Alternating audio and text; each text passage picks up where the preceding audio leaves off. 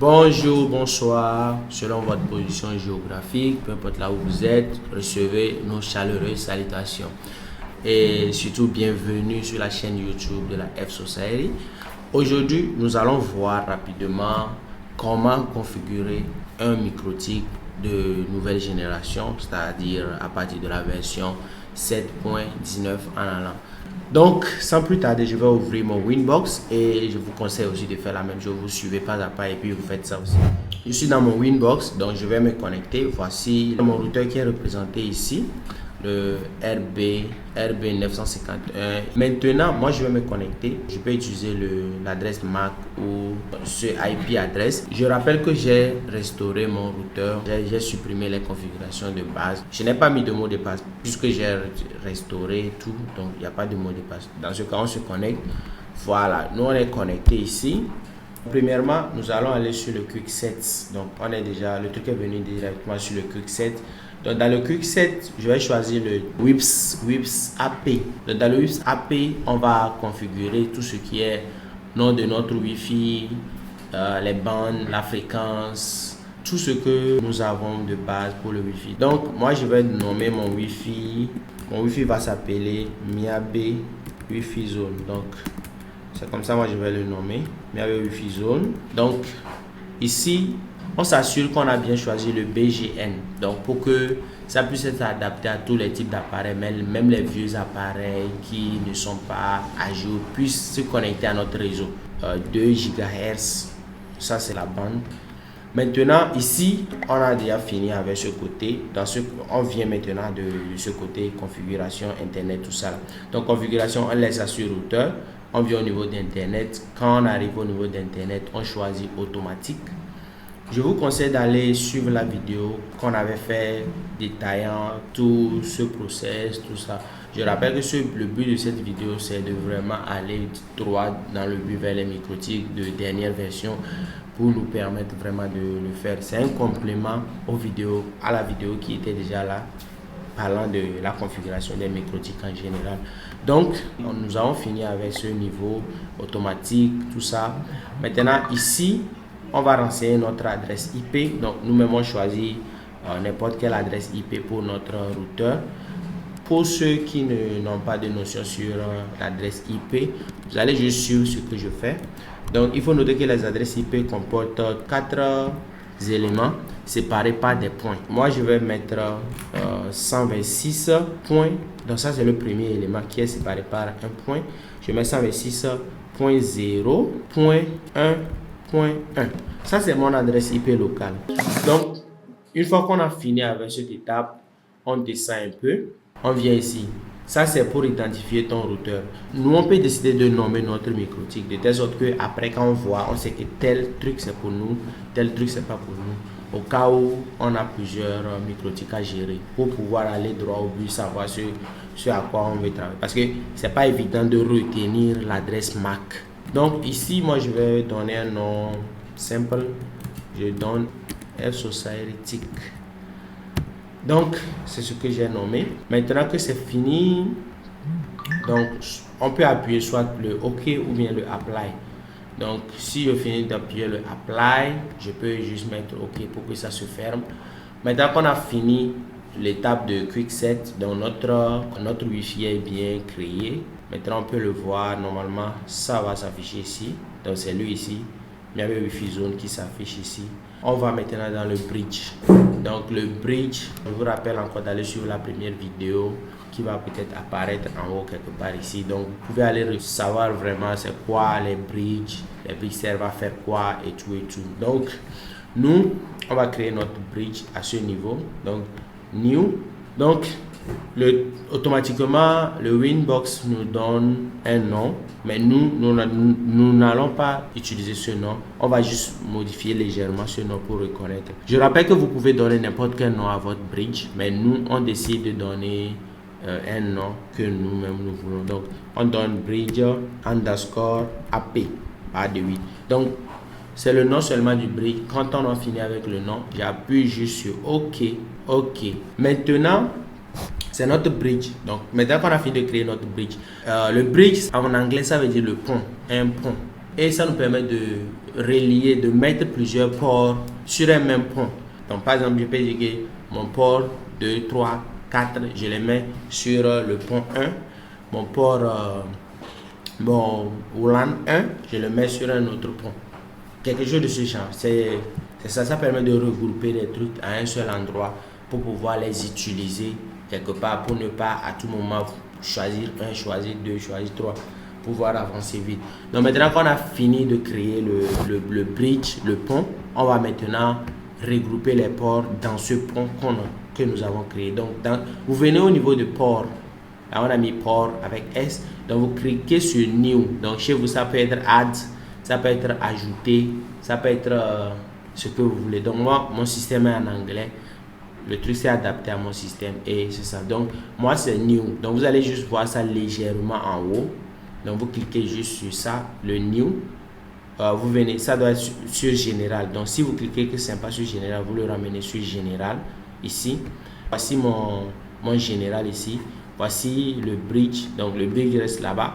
Ici, on choisit l'interface qu'on veut affecter. Je ne vais pas commencer avec le 2, je vous explique.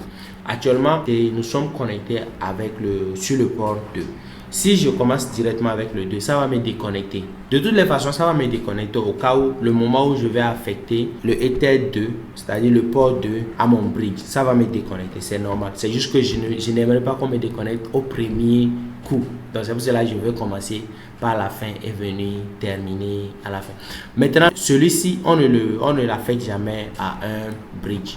On ne l'affecte jamais à un bridge. Pourquoi? Parce que c'est à partir de ce port que nous allons envoyer l'internet. C'est-à-dire nous allons prendre l'internet depuis notre routeur principal et envoyer ça à notre microtique. Donc lui reste vide. Donc lui ne va pas être dépendant de qui que ce soit. Lui reste seul comme ça. Donc allons-y. Donc on va avec notre port 3.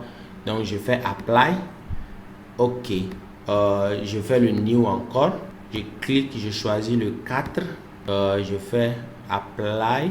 Je vais faire copie pour qu'on aille vite. Donc le 4 est déjà affecté. Donc nous prenons le 5. On fait OK. On fait un copie encore. On choisit maintenant le 2. On va accepter d'être déconnecté. Donc je fais OK. Donc quand on finit de faire OK, maintenant je choisis le WLAN 1. Donc ça c'est le Wi-Fi, notre Wi-Fi. Je fais OK et puis ça passe. On peut maintenant avancer. Donc on a fini avec le bridge. On a affecté les ports qu'il faut au bridge que nous avons créé. Maintenant la suite, on va maintenant aller au niveau on va aller sécuriser directement notre routeur. Mettre le pare-feu, le firewall. Ok, on appelle ça pare-feu en français, donc le firewall. On va dans NAT, donc on est au niveau de NAT. On appuie sur ajouter. Donc quand on appuie sur ajouter, on laisse à ce niveau le SRC NAT. Donc si c'est pas, donc assurez-vous que vous êtes au niveau de général, bien sûr. Donc vous assurez que ici c'est SRC NAT. Donc si c'est pas ça, ça veut dire qu'il y a un problème. Donc vous cherchez, vous faites tout pour que ça soit SRC NAT. Et maintenant on tombe au niveau de Out Interface. Donc Out Interface, c'est-à-dire l'interface de sortie. L'interface qui va donner le Wi-Fi à notre... l'interface qui va nous donner le Wi-Fi quoi. Donc on choisit le Ether 1. Donc le Ether 1 qu'on avait laissé libre. Donc on le laisse là-bas tranquille. Maintenant, quand on finit, on va dans Action. Action, on veut pas que on veut masquer notre adresse IP. Donc, on prend le masquerade pour le masquer. Donc, si on finit, on fait juste Apply ou bien OK. Donc, maintenant, quand on a fini avec cette étape, on ferme. Donc, c'est pas obligé de fermer, mais moi, j'ai juste fermé pour ne pas être encombré. Merci. Ok. Maintenant que nous avons fini avec le Quick Setup, le Bridge, le Firewall, nous allons maintenant créer aller au niveau de DHCP Server. Nous allons le configurer. Vous allez au niveau de IP, vous cliquez sur DHCP Server. Pour ceux qui utilisent Windows, vous aurez le DHCP Setup quelque part ici. Donc je sais pas encore, mais il y a ça quelque part ici. Mais pour ma version, je l'ai ici. Donc je l'ai à droite, en haut, à côté des actions. Donc je clique sur ça. Ici, nous choisissons notre bridge, le bridge que nous avons créé. C'est lui qui regroupe tous les ports que nous voulons, que nous avons. Donc, on fait next, next, next encore, next, notre DNS servers. Donc, c'est ça. Ça a pris juste le port de ma connexion que j'ai passé là-bas. Maintenant, ce que je vais faire, je vais ajouter le DNS de Google. Donc, j'ajoute ça là-bas. Donc, je vais mettre le primary là en haut. Je le mets au début. Donc, je mets le primary ici. Je mets le secondaire ici. Je vais mettre l'adresse IP de mon adresse IP locale. Donc, j'ajoute maintenant l'adresse IP de mon serveur. Je continue. Ici, c'est la durée que vous voulez qu'une personne reste connectée sur votre adresse IP. Moi, je vais mettre 24 heures. Donc, une journée à 24 heures. Si je viens ici, je mets 00.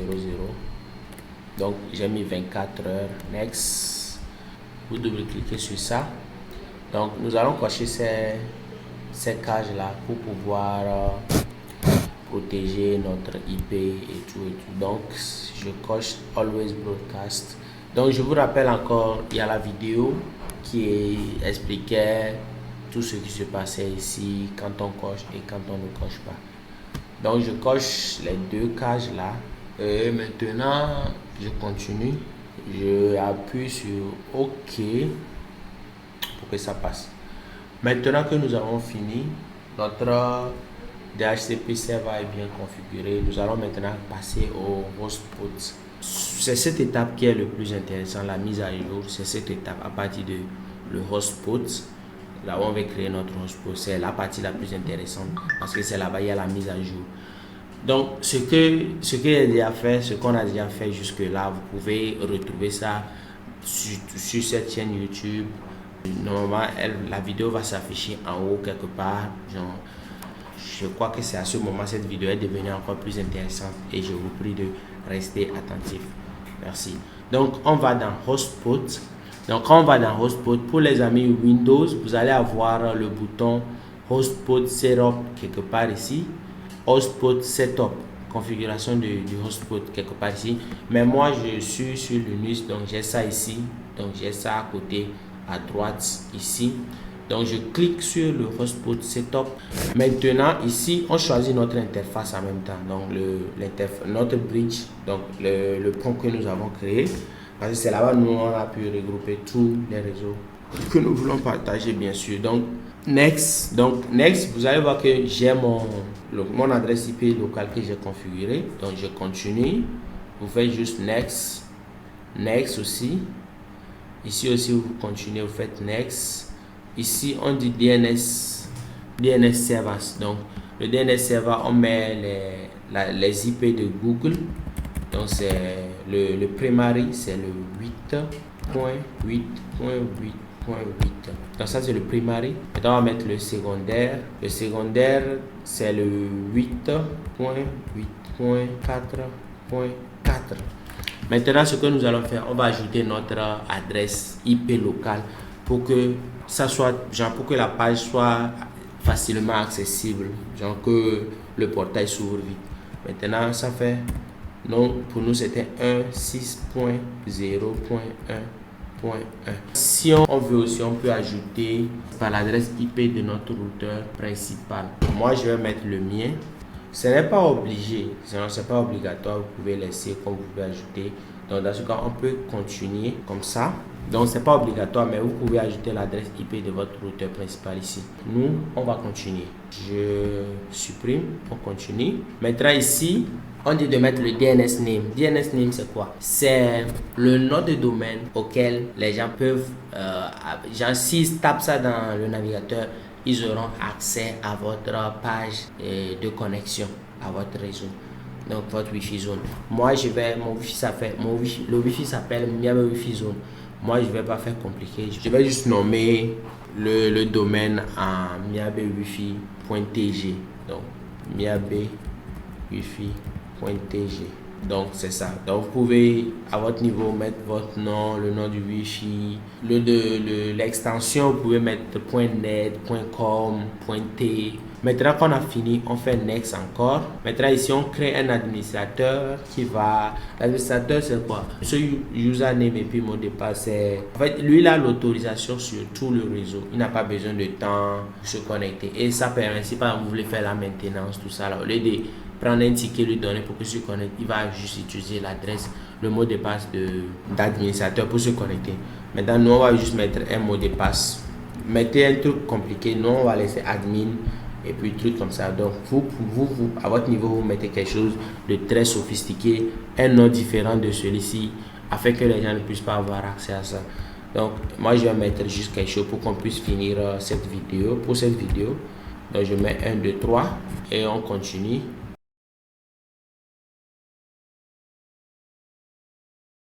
Maintenant, on a fini. On vient à ce niveau. Normalement, il y a un problème qui survient souvent quand c'est un nouveau routeur, genre une nouvelle version de MikroTik. Souvent, il y a quelque chose qui s'écrit ici, invalide. Mais là, comme on avait déjà fait ça, je crois que le problème n'est plus revenu. Donc, du coup, j'ai restauré, espérant que le problème va revenir, mais le problème n'est pas venu. On dit que c'est running. Donc, malheureusement, je crois qu'on ne peut pas le faire en live. Mais quand même, je vais vous montrer la commande qui permet de résoudre le problème au cas où vous êtes dans cette situation. Au cas où il y avait quelque chose ici disant que invalide. Il y a des trucs sur ça pour des mesures de sécurité. Ils essaient de bloquer ça. C'est à vous de venir activer ça. Donc je mets un ici pour dire que c'est un seul genre.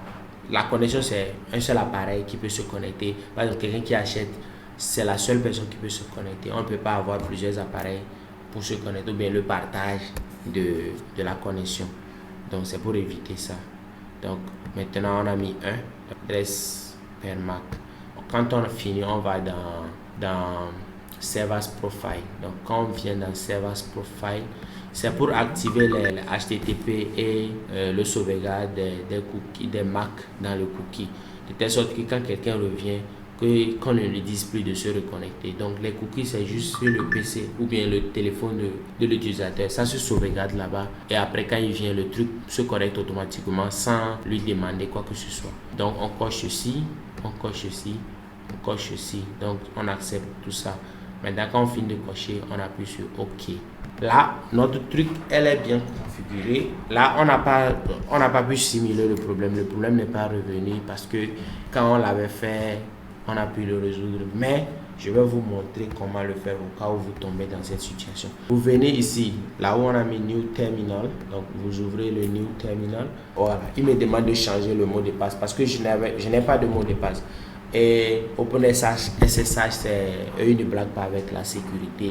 Donc, pour les habitués de Linux, vous aurez compris que sur Linux, dans le terminal, là, les mots de passe sont obligatoires et tout et tout. Donc, moi, je vais mettre mon mot de passe. Donc, vous ne pouvez pas le voir. Donc, c'est ça qui sont remplacés par les étoiles.